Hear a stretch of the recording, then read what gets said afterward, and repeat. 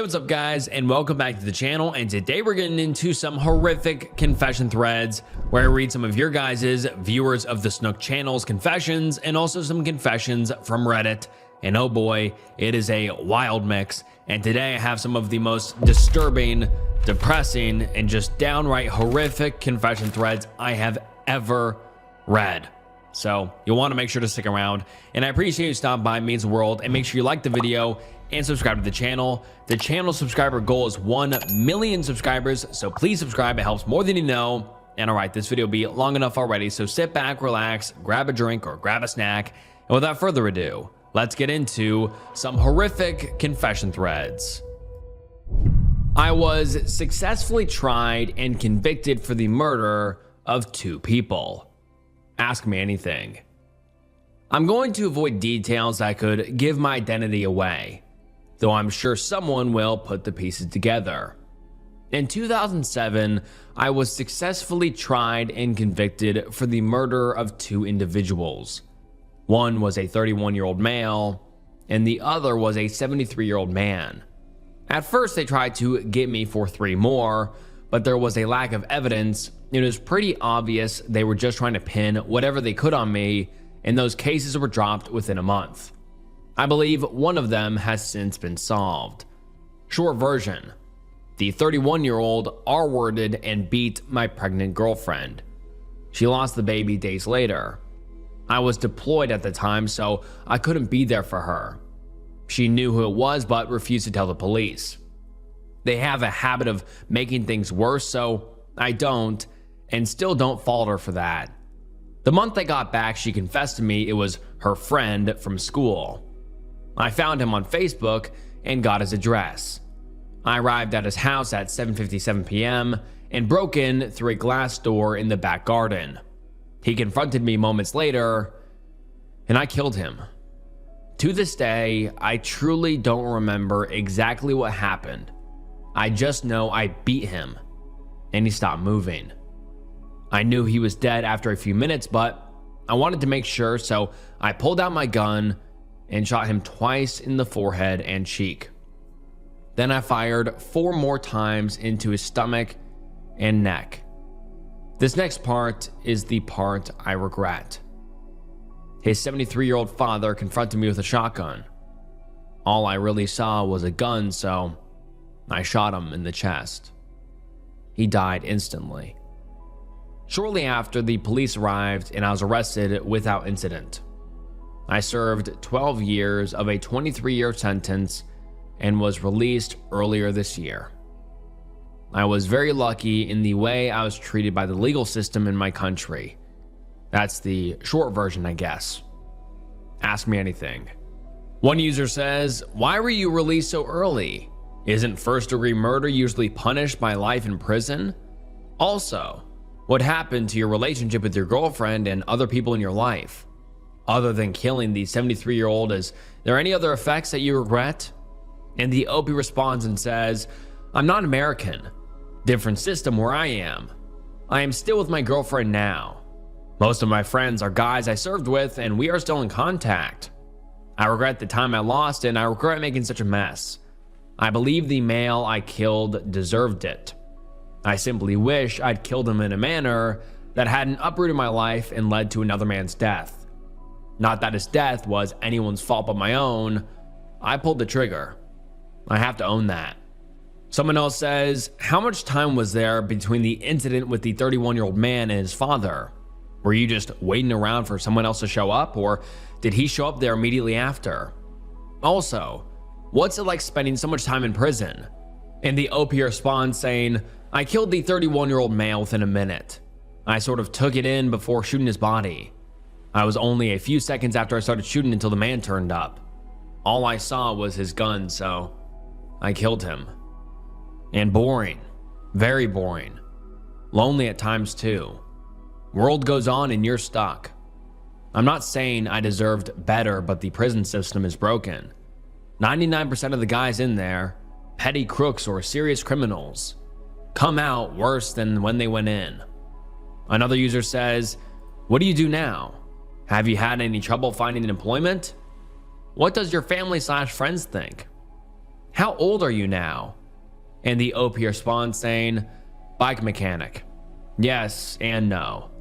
Never going to be able to get a regular job, but there are programs in place that help people like me. Most of my friends served with me and don't judge me for what happened. I don't have any biological family. I'm in my 30s. Another user says, number 1, are you sorry for what you did? And number 2, about those other murders. You said one was solved, but what about the others?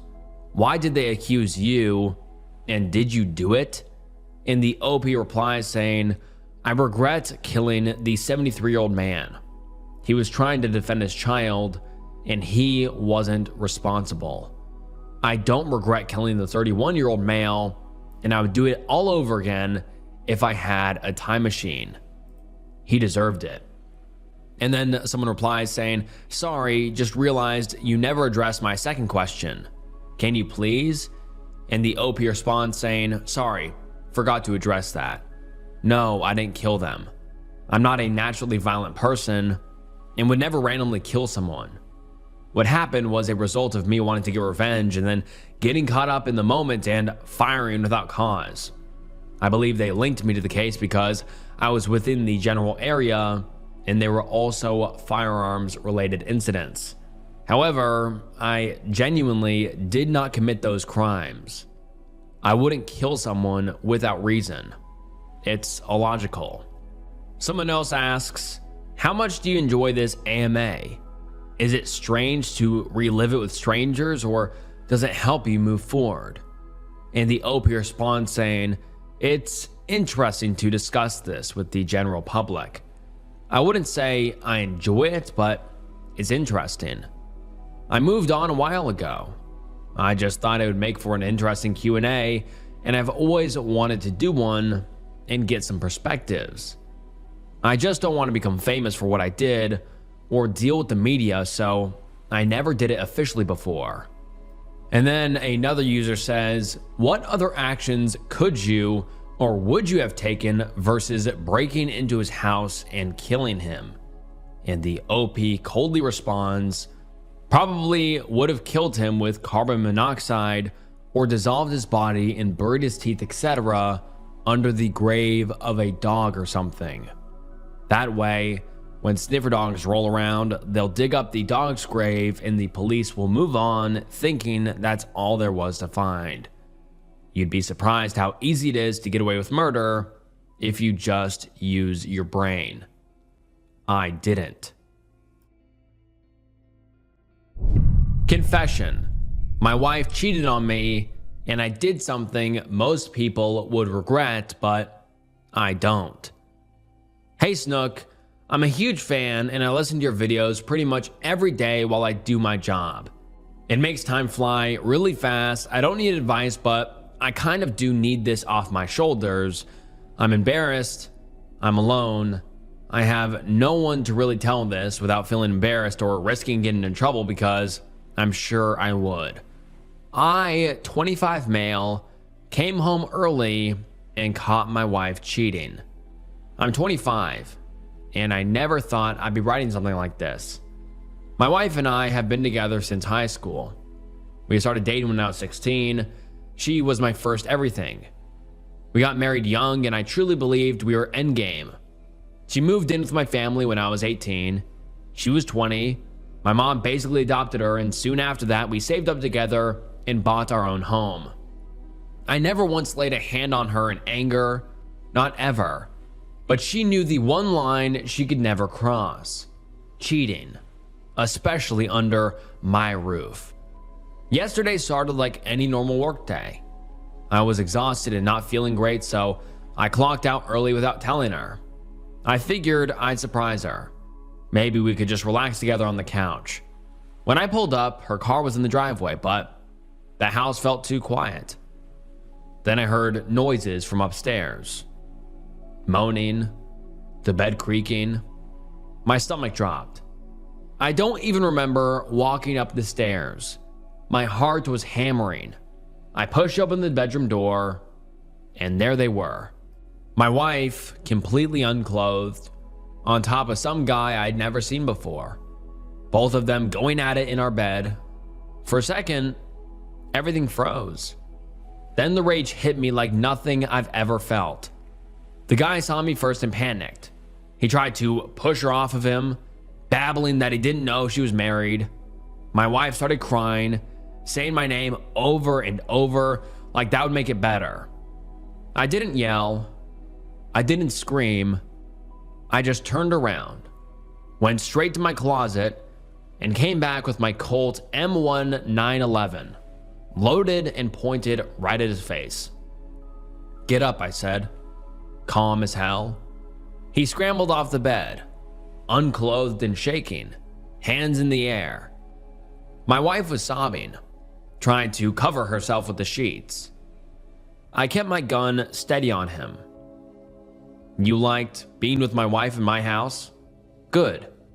Now you're going to beat the shit out of her while I watch." He looked at me like I was crazy, begging, "Please no, man." I clicked the safety off and told him it was either her or his brains will be on the wall behind him. His choice. I had nothing to lose. I wasted 9 years of my life, brought her into my home when she had nowhere to go. I didn't care anymore. He was terrified, but he did it. He slapped her across the face, then kept going when I told him to not hold back. Punches to the body, the face, whatever I pointed at. She was screaming and crying, begging me to stop him, telling me she was sorry, that it was a mistake. I felt nothing but cold satisfaction watching it happen. When she was a bloody, bruised mess on the floor, I finally told him to get out. He ran out of my house, unclothed, without looking back. I left her there like that. I locked myself in the guest room with the gun for a while, then just left the house. I knew she wouldn't call the cops. She'd be too scared of getting him locked up for what just happened. I've never been charged for any of it. I kicked her out of the house, and we are divorcing, and we are trying to make it as clean as possible, but we also live in a state where infidelity is very frowned upon, so she won't get anything and I won't lose anything. I don't know what I'm supposed to feel right now. The anger is there, but mostly it's this numb emptiness mixed with something else I can't name. 9 years wasted. Had to grow up and mature at such an early age for what? Do I regret making him beat her? Not for a single second. She crossed the only line I ever told her not to and wasted half my life. My 50 female daughter and husband, 15 female and 49 male, died. My son, 18 male, recently attempted S-word. I feel like part of this is my fault, and now it's too late. I am not sure if this is the right place for this. My daughter died from cancer, a very fast-acting cancer which she chose not to get treatment for. Over the span of 4 months, she deteriorated and then died. During this time, my husband turned into a severe alcoholic and drug abuser. I got depressed, and as did my son. Watching my daughter, the sweetest child in the world, pass away like that was horrific. My husband's alcoholism and drug abuse, he was doing pills heavily as well, although tried to keep it a secret, spiraled out of control to the point where he was drinking a $20 bottle of vodka every day, and then some more after. He would often go out and not come home for the entire night. My son kept on trying to get him to stop, and I sort of tried, but I was so depressed that I just didn't have the heart to put in much emotional effort into him. I isolated myself completely and was like a zombie. My husband died in our basement bathroom, covered in his own vomit. He died from a mix of huge amounts of alcohol and huge amounts of pills mixed together. I knew he was doing pills, but I never knew the real extent of it until we found his stash of pills after he died. His death came about 3 to 4 months after my daughter's death. After my husband died, I sort of woke up from my daze. But not long after, I fell back into it. My son also fell into a horrible, deep depression. It wasn't only his dad and sister dying, his grades fell apart. He got rejected from almost every college except for community colleges.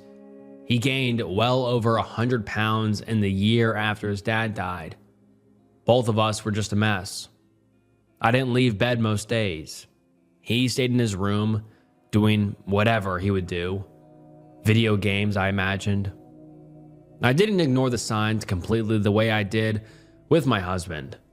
I tried to reach out to him, get him into therapy for a while, but my own depression was so bad that I was giving up on everything. I think at a certain point, we just left each other alone. In the 2 months before, we barely spoke at all. It wasn't hard. Our house is big, our rooms are far apart. And then he tried to commit S-word by jumping. He survived. He got a broken foot and his toe was all mangled, but he survived. I saw where he tried to jump off. It was a long distance. I don't even know how he managed to only break his foot. I feel such a wave of guilt flow over me since the incident, both for him and for my husband too. I didn't pay enough attention. I didn't give them what they needed. I was selfish, honestly. I am their mother and wife, and I just isolated myself instead of being with them and helping them and getting them through this. I constantly think that if I was more attentive, more demanding for my husband to get sober, then this wouldn't have happened. None of it. Losing my daughter was horrible, but we couldn't control that. But this is our decisions. And my presence influences their decisions arguably more than anything. I just don't know what to do. I want to help my son, but don't know how. And I feel he has ignored my attempts to help him because I've ignored him for so long. I can't tell if he is still S-word. I can't tell if the second his foot heals, he is going to try again. I am awake in that I'm aware of my being in place instead of being a depressed zombie like I have been for the past 2 years. But I'm feeling hopeless again that I can't help. A year ago, I relapsed on H and recovered. I never told my wife or kids. I have a wife and 2 kids, aged 14 and 11. I was a H addict from 16 years old to 23 years old, which was when my first son was born. My wife helped me get sober and remains an amazing person and wife overall. Last year, my wife had surgery and got pain pills. I don't know what the fuck came over me, but I just wanted to try one to remember how good it felt. I was thinking, it wasn't H, right? So maybe I won't relapse? I can't even describe how stupid of a decision it was. I wasn't depressed or particularly yearning for H, but I just wanted to try it. Literally right away, it felt so unbelievably amazing that I took 2 more the next day. On day 3, it took about 4 to 5. I was high the entire day, feeling absolutely amazing. By day 5, I went to one of the local dealers and got drugs. Literally only took me 5 days to get back on it. My wife never got a hint. My kids never suspected anything. I was lucky this happened while my wife was recovering from her surgery. She was bedridden most of the day, so I was mostly free to do what I want. I didn't use a needle. I just blew it up my nose. I did it every single day for 2 weeks. The only suspicion was my daughter saying I was acting weird when I was high, and when my son went downstairs at night and I was mumbling because I was nodding out. He just assumed I was tired. I knew I had to do something. I wanted to just leave, run away to New Mexico or something and just do H the entire time, then maybe come back. At the time, it was literally all I wanted.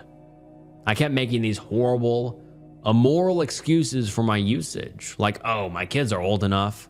And my wife is a good mom. They don't even need me. I can just run away and do H on an island forever. That was the kind of shit I would think. I knew it was bullshit, but it's so damn powerful. I ended up quitting. I just sort of forced myself to stop, which previously when I was a teen seemed impossible, but now it feels like I have more to live for.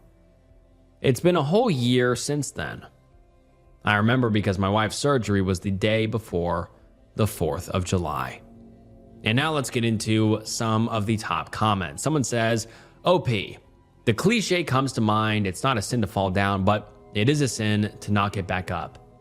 You turn to a dangerous but familiar coping mechanism in an undoubtedly stressful time in your life. 2 kids, bedridden wife, etc. But you realized you were on a bad path and pulled yourself back. If anything, I'd say it's something to learn from and be proud of. Someone else says, I would encourage you to tell your wife for one reason and one reason only. Life happens, and it's possible you'll end up with pills in your home again due to some other reason. Your wife needs to lock that shit down and remove your ability to get them. It's the same as some alcoholics can never, ever have alcohol in their home or they will drink it. If you feel you can't tell her about your relapse and recovery, then tell her you struggled with having them accessible in your home, and if anything like that comes in again, she is going to need to lock that shit down. You did extremely well to bring yourself back, OP. All I'm suggesting is to not put yourself in that position again. And then someone replies saying, yes, I agree with this. OP should not hide it from her. Someone else says, it's crazy how quickly something that we worked so hard for could get taken away if we don't take the time to appreciate what we do have. Good for you. Someone else says, are you sure she didn't notice? Taking 8 pills from a bottle is pretty noticeable. Usually after surgery, they don't give you that many that you wouldn't notice 8 missing. And the OP replies saying, I probably should have mentioned that she didn't even use the pills except for the first day. I think she just assumed I threw the bottle out eventually when she told me she wasn't going to take them anymore. I've been blackmailing the local drug dealer. About 6 months ago, the druggy woman in my street had her brother move in with her. This guy is dodgy. He's ripping off disability. I've seen him breaking into cars and was watching my wife one night as she got home from work. Anyways, we had a knock on the door a few months ago. It was a junkie wanting crystal. She got the street numbers mixed up. I watched as she went into the house and thought, that's how they make their money. Anyways, I started watching the house. I work from home a lot and see a lot. I started to write down and watch every car that pulled up to their house. My wife works for a guy who's best friends to a cop, and she mentioned to him about the dealing. He said it'll take at least 12 months before the police would even investigate. So I started a Bitcoin account and sent them a letter saying I want $1,000 a week put into the account or I'll go to the police with everything I got. I put in a couple of photos and videos taken from the front of their house and with people and cars. So far, I've made $10,000, and with a baby on the way, it's coming in handy. And now let's get into some of the top comments. Someone says, playing with the devil, dude. I'm afraid for you. Another person says, good way to get yourself killed. And the OP says, I'm not in the States. This guy, from what I can tell, isn't a user of it. Does dope though. And then someone replies saying, you don't think drug dealers kill people in other countries besides the US? You are seriously creating a situation that will lead to jeopardizing you and your baby. And that's basically what everyone else in the comments was saying, how it's not worth jeopardizing your life blackmailing a drug dealer who may or may not be dangerous, and pay some money to track down whoever is blackmailing him and ending up hurting or killing the OP. But the OP did post about 22 days ago from the latest update, because this was posted 7 years ago. And so the OP is still alive, but whether or not something happened, I don't know. I bullied a kid who later died, and I feel terrible about it. Back in elementary school, there was this kid. We'll call him Jay, who was kind of an outcast. One day during recess, Jay scratched another kid who made the kid bleed. It was a total accident. I saw one of my buddies totally bashing Jay for doing it, and Jay started crying. Instead of trying to help out, I joined in and kept saying, "What is wrong with you?" and making Jay feel like total garbage. About 2 weeks later, I was in class and I got a cut on my finger and it started bleeding. Jay saw it and immediately ran to help and make a makeshift band-aid out of a tissue and tape to make sure I'd quit bleeding. Super sweet kid who decided to help me out, even though I was a total asshole to him. Jay ended up moving to a new school about 2 years later, and I found out he died by getting crushed by a trailer attached to a four-wheeler. I hope you're in a better place, Jay, and I'm so sorry for being an asshole to you. Such a sweet guy, and I'll never forget you, man. And now let's get into some of the top comments. Someone says, "I believe this. There was a girl in school when I was a kid who was mentally challenged. I never spoke a word to her. However, my friends and I would make fun of her behind her back. We were stupid kids. I heard she died a few years later of some disease, and I always think about her, even to this day. I was a dumb kid, and she was just another person trying to get by." And the Opie replies saying, "Yeah, I'm not lying. Just looked up his obituary today and sent a message to his family." Another user says, "It seems we've all been mean as kids at some point in time. I was a total asshole to a lot of people. One kid in particular, I was extraordinarily mean to in high school. His family ended up dying in a car crash, which put him in an even darker place. I, of course, laid off of him after what happened, but I feel if I would have never been so hard on him, he would have been in a better place to get through this. I can't say I'll ever forgive myself for the ways I've treated people. I'll spend my life trying to make up for it. I've damned myself for sure. You get so caught up in things, especially in school, you don't realize how mean life itself can be. Support and love each other in life. It's already hard enough on people, especially our youth." And then someone else says, "Hey man, at least you feel remorseful. Just keep your head high. Think of them often and always treat people like it's the last time you're going to see them. You're a good person. Remind yourself that every day. Don't allow your future self to be a product of your past." I'm an ex-hitman that has just been released. Ask me anything. Hello, Reddit. Let me tell you my story. I've recently been released from jail on parole after serving 7 years. Let me explain why I was in the can. As the title says, I used to be a gunman for hire, or a hitman. I took many jobs that included extortion, kidnapping, blackmail, and some others I'm not extremely proud of mentioning. Anywho, I met some amazing people in the can, and I've got plenty of stories and lessons that I learned throughout my time. I'm also open to any questions about my old job. Thank you. And now let's get into the comments and questions. Someone says, "How did you get into that line of work? How did you get caught? Did you ever feel guilty during or after a job? Or ever consider a different line of work? How did you ever find the clients? I don't imagine you can post an ad on Craigslist or something, LOL. Do you have a significant other and or child? If so, do they know what you did? If so, what do they think? Do your parents know? If so, what do they think? What are your plans moving forward?"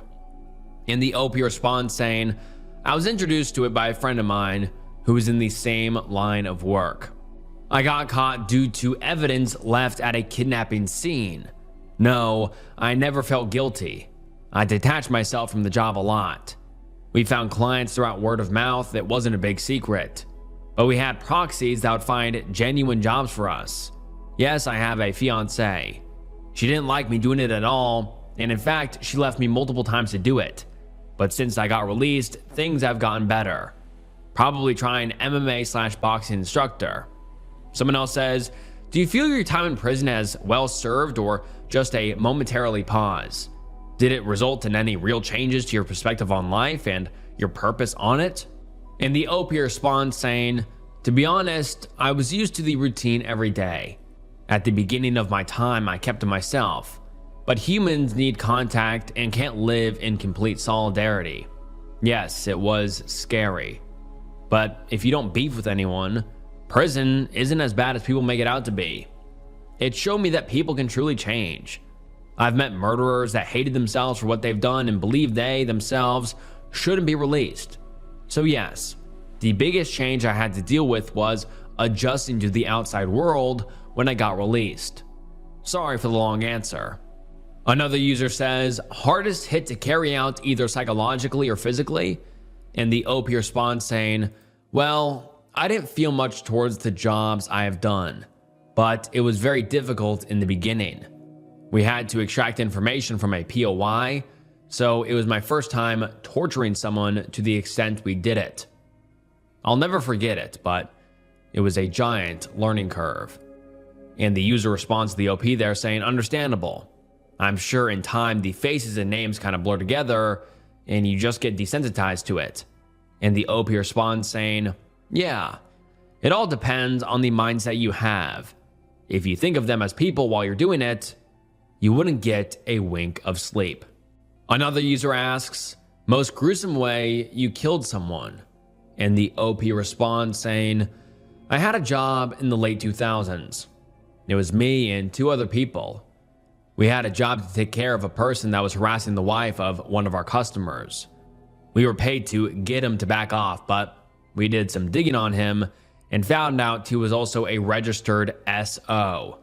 I'm not an emotional guy. I'm 6'4" and an absolute unit, so stuff doesn't really faze me. But when children are involved, I'm a different person. I won't go into much detail here, but we spent hours in latex gloves, a dingy basement, rusty handheld tools such as hammers, a crowbar, a wrench, and pliers. We made sure he stayed conscious the entire time by administering some adrenaline we had obtained from a client. But eventually, it was too much for him, and he died due to his body going into shock from the sudden loss of blood near the end of our meeting with him. Someone else says, LMAO at the idiots believing this. Paroled after 7 years for multiple murders? Not even in the most liberal countries do they do that. And the OP responds saying, actually, cooperation and good behavior gets you off a long time if you actually admitted to your crimes in the first place. The crimes held against me weren't murders. And the person replies saying, so you're admitting to murders that you weren't charged with on Reddit? And the OP responds saying, never said I'd admitted to doing them, but planning on them, yes. Plus, I've already done my time. It isn't illegal to state public knowledge. And then the person replies saying, LMFAO, you admit to doing them, and it isn't public knowledge if you weren't charged with them. Just give it up, you can only fool fools. And the OP responds saying, the fact I'm not attempting to fool anyone, though, kind of means you're not believing the truth. Isn't that the meaning of a fool? And as I said, it was a charge of conspiracy to commit. And so what do you guys think? Do you think this guy's an actual hitman or ex-hitman posting on Reddit, or just another troll? I don't know, but leave your thoughts down below.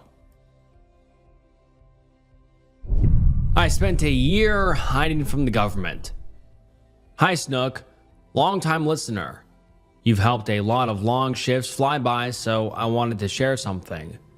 This might be more tame compared to some of your other wilder submissions, but I feel like it could help some viewers out there.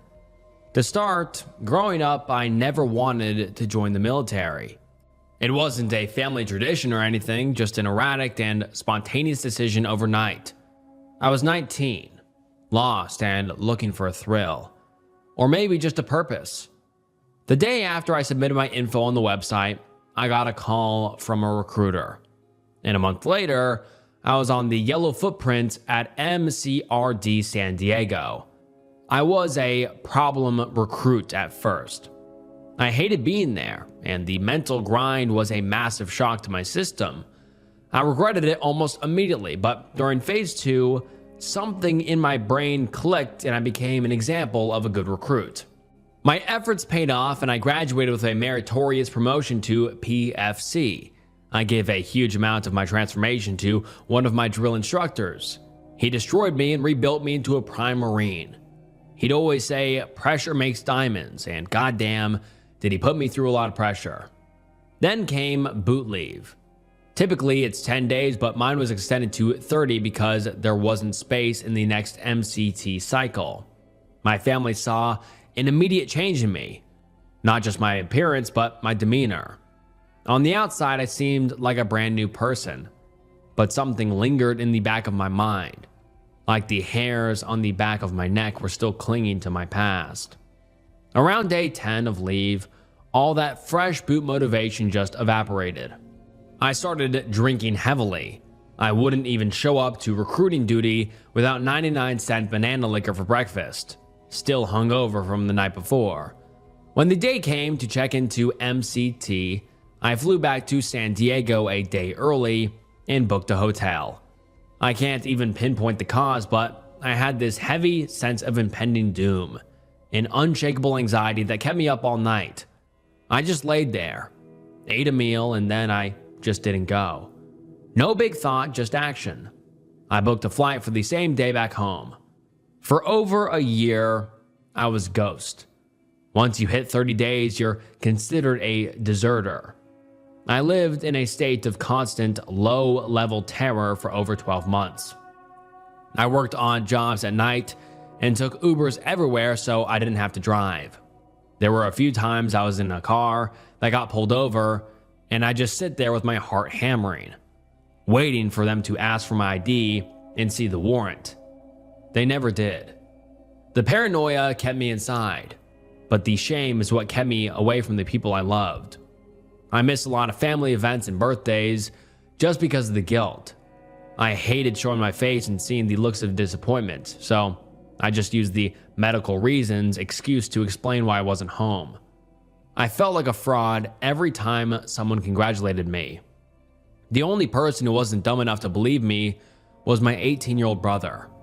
I never told him directly I was AWOL, but he knew. And also, AWOL means absent without leave, and also this can lead to severe jail time, 18 months to 5 years, or you'll also have a loss of pay and benefits. And so basically, it's a big deal to just desert the military, so that's why the OP is so concerned. But let's continue. He just looked at me and told me to fix it. I ended up severely depressed and tried to commit S-word a couple of times during that year, but I just couldn't run from my problems. Then the inevitable finally came, but it wasn't the police. My little brother committed S-word. I was so blinded by my own situation that I failed to see the demons he was battling. The shock snapped me back to reality. I didn't care about the jail time or the warrants anymore. Nothing mattered compared to him. A month after his funeral, I called the military police and explained everything. I flew back to San Diego, turned myself in at the gate, and was promptly arrested. I expected the worst, but it was mostly just a mountain of paperwork. I was demoted, did my 45-45, and got administratively separated 4 months later. It's been 8 months since I lost him. I sometimes wonder if that sense of impending doom I felt in that hotel was a warning about my brother, and I was just too self-absorbed to see it. If you're in a similar situation with the military, do yourself a favor and just turn yourself in. It's not worth the nightmare. And to the ones dealing with S-word thoughts, please reach out. Give a cry for help that screams at the whole world, because I promise you, sitting in the dark with your secrets isn't worth it. If anybody watching has a similar situation going on with the military, leave a comment on the video. I'll be checking them and I'll reach out to offer whatever advice I can.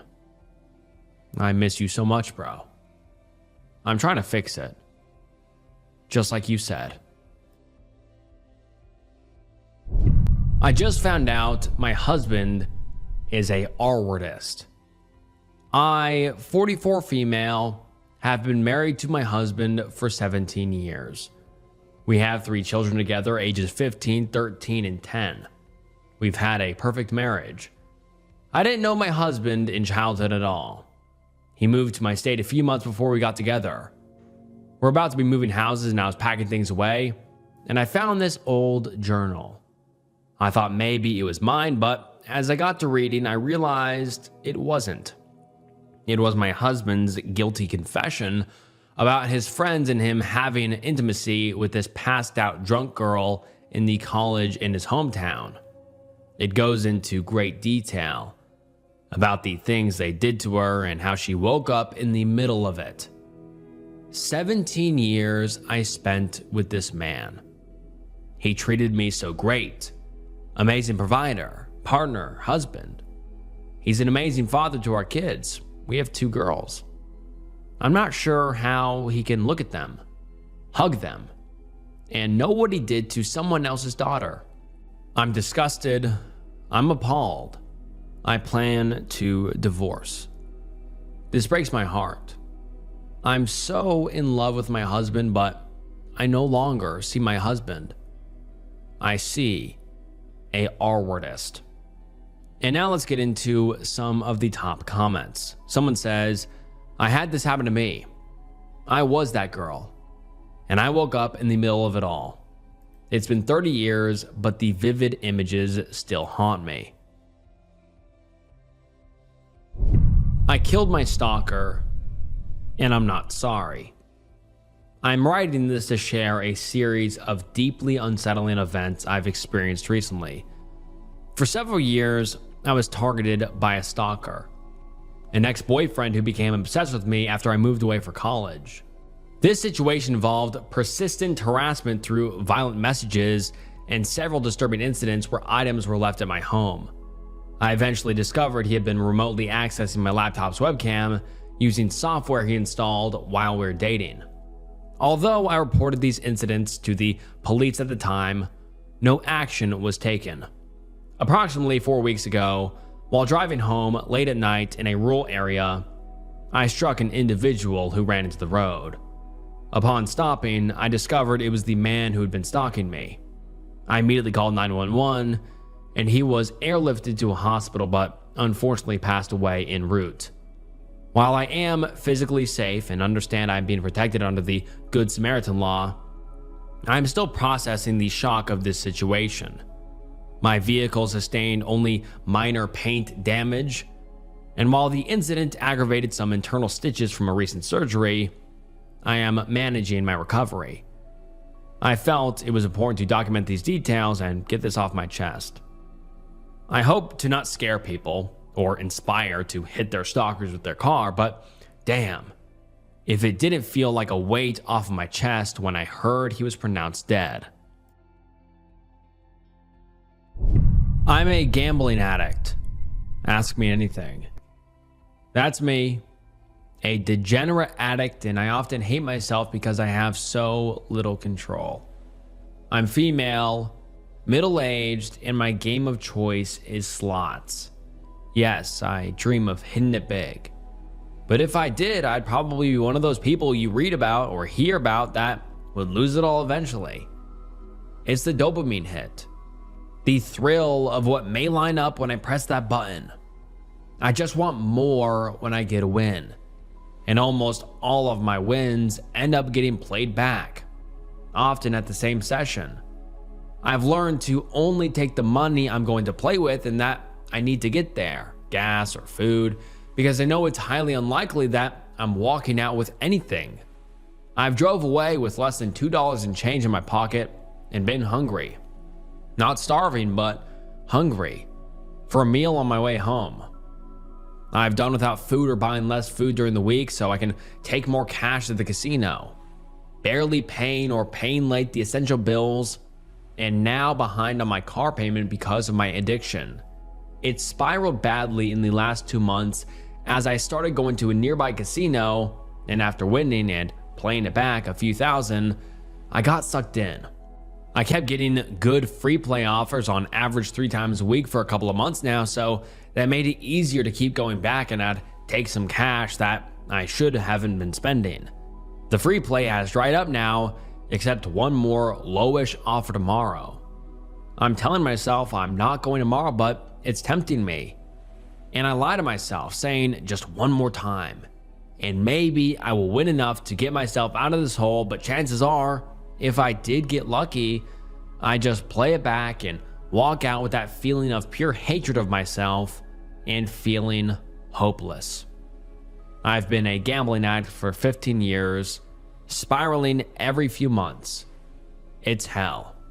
And now let's get into some of the top questions and comments. Do you logically understand that you will always lose money, even if you win small amounts? If so, what keeps the thrill going? Is it the flashy screens and the numbers? In the OP responds saying, yes, I do logically understand. It's the dopamine hit for me. Slots these days are designed to hook you, and they are very addictive by design. They have always been, of course, but the last 10 years, probably more so than ever. Someone else says, have you tried to get help? I had an early stage addiction, so I forced myself to play them at the lowest bet until I hated them. I don't even think about playing them anymore. And the OP responds saying, I've went for help, but nothing sticks long term. Another user says, how did it start? I can understand drug addictions, but never gambling addictions. The few times I gambled, I just slowly lost my money till I left. Even when I won, it was just stressful because I wanted to keep gambling, but I knew I should have just left with the money. I don't know. It was just not fun at all to me, just stressful to be honest. And the OP responds saying, maybe the root of it is my genetics. My father was an alcoholic. I liked games as a kid, board games, card games, and sometimes the occasional game of poker. I don't recall the poker games being for real money, however. A very difficult life started for me in my preteen years. Maybe it was the small hits of dopamine and my distraction from life that rooted it way back then. My first trip to a casino was in the late 90s, and shortly after I realized that this could be bad for me. I don't go that often back then, and sometimes I would go a few years in between visits, so it wasn't an issue for me back then, but I felt the danger. When I really sank the boat was when I started gambling online. Some poker and then slots. That was about 15 years ago. I no longer gamble online, but now there is a casino about 1.5 hours away. And then someone replies saying, damn, an hour and a half? How frequently do you go? Do they give you rooms? And the OP says, the last 2 months, 2 times a week, occasionally a third time in the same week. The free play offers had a lot to do with my binge. It's over now. Big offers of free play is done, and I just do not have the cash because of what I've blown through in the last 2 months, and I've got to catch up with my car payment. I've even lost my weight because I've played my grocery money. How stupid is that? Someone else says, have you ever lost everything? And the OP responds saying, I've played away almost every bit of money I had with me on most trips, sometimes going home with less than $1 and change. Luckily, I don't have rent or mortgage. I have the usual expenses, and I'm behind on my car payment because of my latest binge.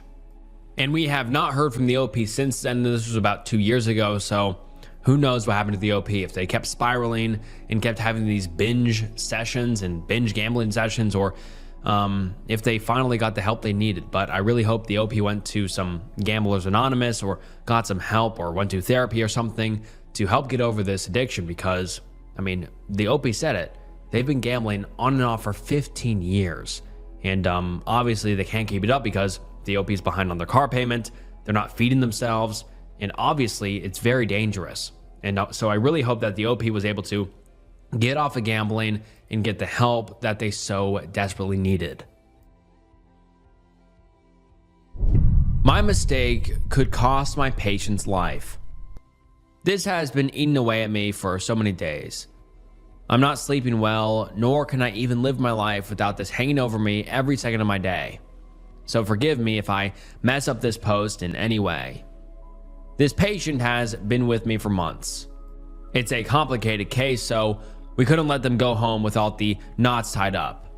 So this day I decided to give them some release of their pain, a heat treatment. You can call it malpractice, incompetence, a lack of judgment, but what happened was that it was too hot and I didn't pick it up because of their skin condition. So we only found out the next day that they had developed a blister. All things considered, it could have been worse. Over the next few days, it was healing well. I went on holiday a short while after that. Also, just to interject, I think we have to assume this is a doctor, and the doctor messed up treating the patient. I just wanted to interject there, but let's continue. But it all came crashing down while I was away. The broken skin developed an infection, and now my patient's not even under my care anymore. They have been sent to another setting to get better care. I know how this story can go. We know how infections can go. It's still an ongoing case, and I literally feel like dying every day knowing I have caused harm to this person and knowing what could happen at any time. I made a mistake. It was 100% my fault and that of my incompetence. I work in the healthcare sector, so I have to keep as much confidential as possible, but I really have to talk to someone before my thoughts of S-word get the better of me. Edit. I know this post is old, but I'd like to post an update. Mostly for myself. In the time I originally posted this, the patient returned to my care and we were able to send the patient home. Though it was in a less than ideal state, we've reached this point and it's honestly rattling.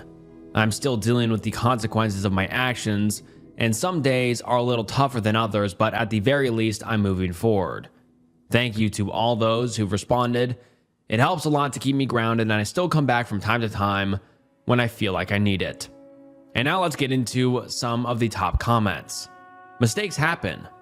In your sector, it is more costly, but it doesn't mean we're not human. Your intentions were good and you will learn something to benefit you and your patients in the future. Yes, it sucks, but you doing something stupid will not help make this better. Think of all the people you have and will help in your life that you can't if you died. One mistake doesn't erase your heart. And the OP responds saying, "Thank you so much. It's been difficult keeping this quiet, so posting my feelings as well as reading your comment has lifted a lot of weight I put on myself. I should only think of how I can be better to my current and future patients from here on." Another user says, "From an outside perspective, I'll say that it doesn't really seem like you're at fault. We both know that you had good intentions and that it was just a mistake. But I know that it's a very real issue for you and that you need someone in your corner. Accidents happen, and so long as you try to make up for / fix what's wrong, I believe you've made a point to warrant forgiveness. Don't be too harsh on yourself. Just learn and apply what you learn to the next situation." And the OP responds saying, "Hey there. I know it's been a few days, but I'd still like to thank you for your responding. My way of coping right now is to push this down and focus on the tasks at hand instead, but when the difficult feelings dredges back up again, I come back to this post to pull myself back together. It may not be today, but I do believe one day I'll learn to forgive myself." I beat up a kid because he kicked my elderly dog. I was reminded of this when I read a venting post in r/dogs about a woman who restrained herself from slapping a child when the kid kicked her dog. Several years ago, I was in a similar situation, and I didn't restrain myself at all. When I was 23, my 14-year-old Beagle mix was diagnosed with a fast-acting cancer that had already started to spread. I'd had him since he was 1, and I made it my mission in life to keep him as comfortable and happy as I could. There was nothing he loved more than walking in the park, so I packed him up in the car and went for a short and slow walk every day. He was the sweetest, friendliest boy, so it was absolutely shocking when, on one of our walks, a boy we'd never seen before, who was probably 10 to 11, ran up to us screaming, "I hate your ugly, gross dog, lady." My initial response was, okay, we're just passing by, so goodbye then. Then the little jerk let out an inhuman screech and ran forward and kicked my dog in the stomach. My poor boy yelped and whimpered and crumpled to the ground in pain. And the kid laughed in that horribly demonic way only a child can laugh, and then reeled back to kick again. Before that moment, I had never experienced rage as an adult. I'm a pretty evenly keeled person, and I'm typically a pacifist and diplomat. This was the first and only time in my life that I saw red. Before my brain had even processed what happened, I'd already lunged at the kid and sort of half grabbed, half shoved him by the neck and pushed him to the ground very hard. He immediately burst into tears, and that's when I should have stopped, but I couldn't stop. It was the only time in my life when I felt like I wasn't in control of my actions. The kid was scrambling to get up, and I kicked him really hard in the side, several times. Then I grabbed him by his sweatshirt hood and screamed in his face at the top of my lungs. I screamed some really horrible things at him, something like that I'd find him and kill him slowly if he ever tried to hurt another animal again, but it felt like the words were just erupting out of me with no thought or effort. At that point, the kid was ugly sobbing and apologizing and begging me to let him go, which I guess helped me to sort of snap out of it, because I felt myself, or lack of a better description, return to my body. I felt totally numb and sort of inebriated, but the rage was gone. I let the kid go and told him to go find his mom, and hastily added, "And don't ever kick a dog again." He ran off crying. I scooped my dog up, hustled to my car, and left. I was oddly calm. I drove to the vet and told them only that a child had kicked my dog and ran away, and I wanted to get him checked out. They checked him out and said there was no serious damage other than the beginnings of a bruise. I drove us home, got into the shower, and sobbed for hours. I had no idea until then that I was capable of doing anything like that. I started therapy the next week to deal with the anger issues I didn't know I had until then. And I've never had another issue like that. I didn't go back to that park for years, for fear of running into that kid again. Mostly for fear that his parents would be there and get me arrested. I took Freddie to a different park that was a little further from the house, but he actually liked it more because it had good soft dirt to dig in, until his final day on Earth. I think about that kid sometimes though. I wonder how my actions impacted him. Did I scare him straight? Did I teach him to be more violent? Does he have some complex about short women now because a short woman beat him up when he was a kid? He's got to be at least a teenager by now. I wonder how often he thinks about it, if ever. I wonder if he sees himself as being entirely the victim, or if by now he's loved and lost a pet, and understands the drive behind what I did. And now let's get into some of the top comments. Someone says, just recently I had a guy at an off-leash dog beach repeatedly swing a branch at my dog and abuse me. If it weren't for his young children being there with him, I think I would have been looking at a pretty serious assault charge, to be honest. Seeing someone unprovoked do that sort of shit to your dog is also probably the most rage-inducing thing I've experienced in my adult life. And the OP replies saying, since Freddie, I've always had very large dogs, Rotties and the like. And I think one of the reasons I made that choice is because most people don't mess with them. Seeing anything bad happen to my or anyone's dog is still the only thing that makes me top shelf angry, and probably the only scenario in which I would act out that way again. People who abuse animals are the lowest of the low, and I'd have no issue beating the shit out of any adult who so much took a swing at my dog. But it's the fact that I did it to a child that I feel I was wrong. Someone else replies saying, you didn't do serious damage or cause any horrible mental trauma. Normally, I don't condone things like that. But who the fuck kicks a dog in the stomach and calls it ugly for no reason? I can't imagine someone being so shitty. Worst case scenario, you taught the little shit a lesson about being an asshole to animals. Don't stress too much about it. And the OP responds saying, I very possibly broke one or more of his ribs. If I'm being honest with myself about how hard I kicked him, like he definitely didn't die from his injuries or anything close to that, but he was fine to run off. So he was fine enough to recover. but he may have had some lasting injuries. I don't stress about it as much as I do think about it. It's the only violent thing I've ever done to someone who I was physically stronger than. I know that he was an awful little punk kid, but I still feel bad for not being a better adult and more in control of my actions. And alright guys, that wraps up some horrific confession threads. This was a wild video. And what did you think? Comment down below your thoughts. I read every single comment on every single video, so please leave your comments, concerns, and feedback down below. I love you guys, and I love the comments and the community we've built here. And I'm glad that some of you guys can get some relief from sending in a confession.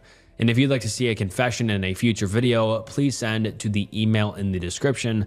Thank you. I appreciate everyone who sends in their confessions, and hopefully it gives you a little bit of relief if you're holding on to anything super, deep or something that disturbs you. And I think it's nice to have that outlet for many people. So thank you everyone who sends in their confessions. And if you enjoyed this video, I'm sure you will enjoy some other videos on the channel. So go check out some other videos on the channel. Thank you. And all right, this was enough yapping from me. And yeah, thank you so much for watching. And this is Snook, and I'll see you next time. Bye.